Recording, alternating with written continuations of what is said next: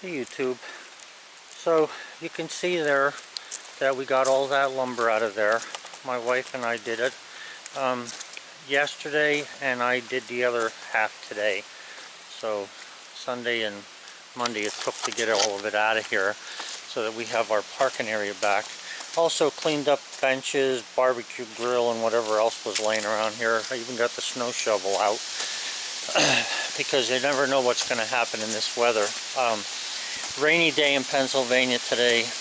I'm so sick of the rain, but hey, I've said that a million times this summer already. Oh yeah, we got a little bunny eating something. It's too wet to pick up leaves, so I'm hoping that we get some dry weather here so that, you know, once the leaves are all off the trees, I can pick them up before they kill my grass up there. So I've got everything here pretty much situated. All I need to do is drive up to the plow and hook up to it, and I'll be ready for the snowfall whenever it comes. I don't know how long it's going to take or not take. So in my greenhouse here, and I'll get back a little bit so you can see, this is where we brought all the pine lumber. And I have a lot more to bring in. Now some of it's stained there because of being out in this rain. But I noticed like this stuff here was stained where the tape is. Yesterday pretty dark, and with the fans I have in here, it actually took that away. It's drying up. So I expect it to dry pretty good. I'm going to be treating most of this stuff with that copper coat anyway, because I want to build a deck out of the 2-inch lumber when I get a chance. The 1-inch stuff over there, and that's all 1-inch, 14 footers. I'll be taking that and cutting it down to size and planing it to probably whatever thickness I want. That's a full inch there. I can plane it down to 3/4 or whatever to make some oddball pieces of furniture for up at the house that I'm building, or finishing rather. Yeah, so it worked out pretty good. I mean, we decided not to do the greenhouse next year, so that means that I can fill this up in here with whatever I want to, and I'm going to do that. Once we get some sunny weather, I'm sure that this stuff is going to dry really quick. I haven't done a test on this because the last time I tested this for moisture content, this lumber was 19%. So some of the stuff that I brought in here, these were pine, or not pine, that's maple standing there. These boards are all maple. Nice and flat though and straight. They stayed that way, you know, on the skid out there, so brought them in. These 4x4s, even though they were sitting in stone, you can see them there, and they're a little bit dirty, I can probably use those. I need a couple newel posts in between the columns that are on the front porch up at the house, so I can probably use those. But what I'll do with them is cut them down, plane them so they're smooth, and then I'll put copper coat on them so that they last, and then after that I'll paint them or stain them. Probably paint. It all depends on what I can get a hold of. From what I understand, and I don't know if this is true or not, but I used to like Olympic, and Olympic was really a good lasting paint and stain, for me anyway, and now I'm finding out that Lowe's no longer sells Olympic. That's what one of the salespeople told me. So we'll have to see what happens with that. But anyway, yeah, it's going to be a lot drier in here, that's for certain. I have a kerosene heater in here that I can heat the temperature up in here pretty good. Let me just see what we got here right now. We're looking at 48 there. I don't know if you can see it, or yeah, 48, 47. And the moisture content in here is 77%. So it's pretty high. But I attribute that to the rain and me having the door open and everything yesterday. It was, you know, back and forth all day, plus this morning all day, moving all the lumber so I get it out of here. We actually had all this pine done yesterday. Today I only worked on maple, and I'll show you what I did over at the greenhouse, or I mean over at the kiln then. Yeah, so everything is still muddy. No sense in even complaining about it because I can't do a thing about it. But what happened here was I had cut, if you haven't been watching my channel, I cut a great big maple tree, about 28 inches in diameter I think it was, or 26 inches this past summer, when Carmine was helping me, and we cut some nice slabs out of it. What you're looking at is 22 to 24 inches wide there. This one on the bottom is 24. The thing is the boards just twisted so badly that they actually picked up the pile. You know, it was all, I'd say that the top, about this much lumber inside the kiln there was all maple from that same tree. And it just twisted every which way but loose. So it wasn't doing me a bit of good. You can see it's split there. It's got some weird stuff going on. I could probably salvage these if I wanted to, cut them up into smaller boards. I don't think I'm going to bother. I'm just going to cut this stuff up and I'm going to actually make firewood out of it. It's a shame because it's actually got a nice grain pattern to it, but I'm not into saving that stuff. I don't want it all around, especially for the winter time. So what I did then was everything that you see here that's whitish looking, that was maple that was inside the kiln on the top, maybe the top, I don't know, 3-4 courses. And you can see here, it's just unbelievable. I mean, it looks nice. The maple itself looks very nice, but it's twisted. And when you try and split this stuff with a hatchet, I had cut a piece off here, you can't even split this straight. It's just so twisted. There's a 2x here. You know, I thought maybe I would be able to get some spindles out of this stuff, but it's just, you can see how bad that is. It's just not worth my time. Oh, and also, I don't know if I had mentioned it, 2 friends of ours, husband and wife, brought this pipe over to me. I've been waiting for, this is what I wanted, so I got rid of the propane tank. I gave it to a guy that needed it, and this is a piece of pipe, 12-inch, is exactly what I needed to be able to set the crane. So as soon as we get some better weather, and if I can get caught up with cutting this stuff up and that, we'll be in good shape, and I'm going to maybe be able to even set the crane in there this year yet. I don't know. It all depends on the weather. Right now, it doesn't look too good, and I'm disgusted with it. But anyway, yeah, so what I did then was the maple that was over in the driveway, I took that and I brought it over here, all of it. So you can see from like here up where the dark wood starts there, that maple's all just been put in here today. So that's filled all the way up there. The moisture, the relative humidity in there is over 70%, but I did have the doors open all day, so you know, we kind of got a little bit behind. The temperature in there, what's the temperature in there? We got about 70. So it's not that bad, but it's not that great, but you know, we're getting there. This side here is all pine boards then. So what I did was where I ended the other day cutting, I had some cherry and then I had some pine. I finished putting pine boards in there. So this these pine boards will give me some good stuff.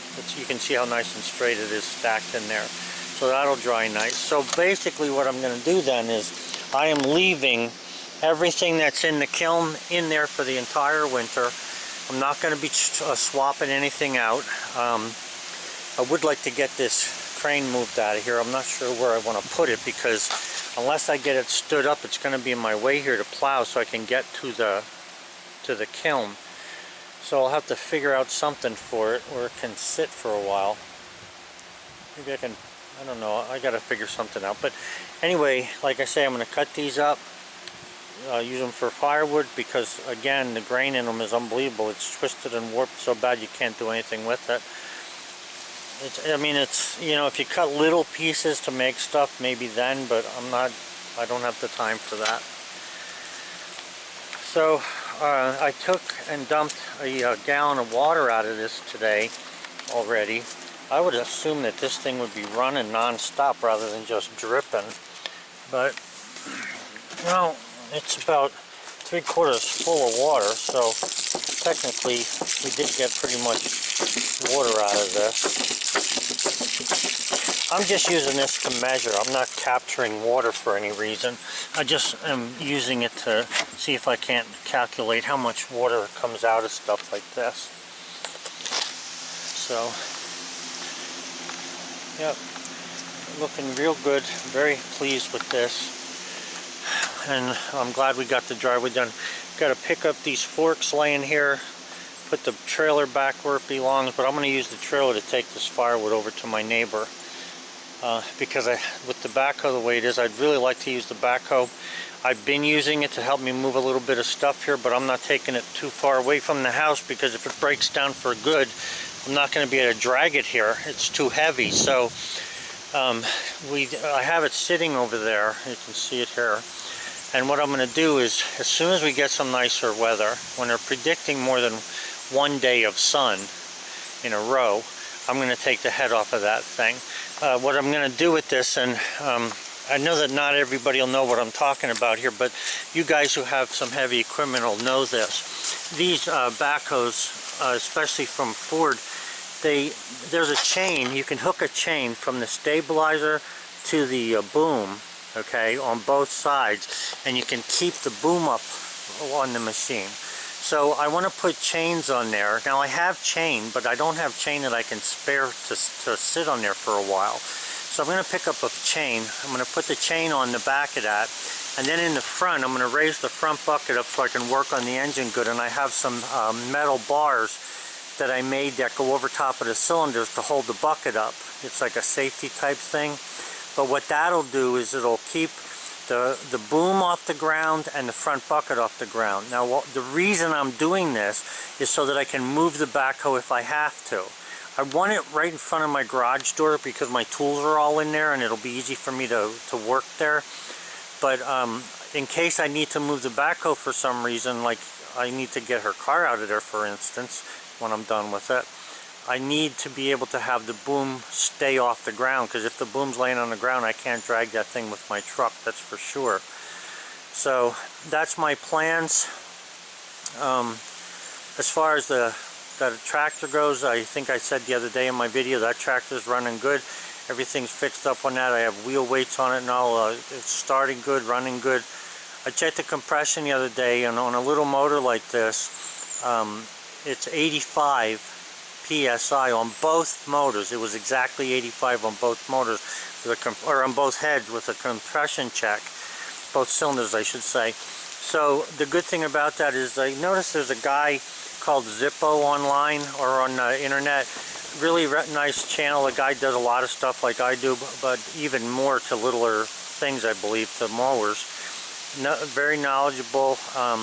I asked him what he thought about the 85 on each cylinder. He said that should be good. So I'm not going to worry about, you know, how many miles or hours or days of work have been on this little tractor. I'm just going to start using it. I mean, I filled everything up. The rear's filled and all. The only thing I want to do though is, I think I told you the other day, I need that, right there's a filter, an oil filter. So I want to change that oil filter yet. So that'll be the only thing that's supposed to be here tomorrow from Napa. So once I get that taken care of, that tractor will be ready to go. I'm thinking about keeping it in the garage in such a way that I can, you know, get past my stuff that's in there, so that when it does snow, I can just start or plowing from the moment I come out of the out of the garage door. I have a plow on the truck, yes, but it's hard sometimes to get close to things, and having a little tractor like that, you know, I'm out in the snow. I actually like being in the cold weather now and then. Not all the time, but playing in the snow. So I'll be doing that. Yeah, so like a bigger view here, I don't like things all messed up. The logs are okay the way they are there. I'm going to leave the sticker pile go even for the winter, but I do want to clean up everything that you're seeing there, so that there's nothing left laying. I have some siding on the horses over there that it's been laying out now for probably a month, hoping it would dry because I wanted to nail it up on a little project I have. Not going to happen. It's just soaking wet. It's saturated. It's like 30 2% moisture content from all this rain. So I'm going to take that, and I think I'm going to take it from the horses once I clean everything else up, and I'm going to put it in the kiln and let it dry in there. I didn't put it in before because I just didn't want to be pulling it in and out, but I'll do that, and then I should be good. So basically everything that I said I needed to do to get ready for winter is pretty much almost there, except for cleaning this stuff up that you see laying around there, which I'll do. You know, it'll only take me less than a day once I get going on it, but it's the end of the day today, Monday, and I've had enough for one day. So, yep, we got there. So we made that big list the other day, and pretty much, you know, has everything been taken care of except for the head on this thing and the running panel, or the rocker panels on my wife's car, which I'll be taking care of shortly. I was going to stay in there working today because of the rain, but I just came out, got soaking wet, but at least we finished this up, so it's all taken care of. Guys, I hope your day was a good one. I hope you're having nicer weather than we're having here, but whatever it is, hey, that's what we've been dealt, so you got to make the best of it. The leaves are not falling off the trees like they normally do. I mean, usually the second week of October we're pretty much had it, but they're hanging in there, I guess, from all the rain we've been having. But they're not even getting colorful. Normally there's a lot of beech, especially looking that direction. If I look out my bedroom window and look down over the hill, it's almost all gold. It's beautiful in the fall. Not this fall, it's just brown leaves. It's going right to brown leaves and pretty much falling off the trees. So have a good one, guys.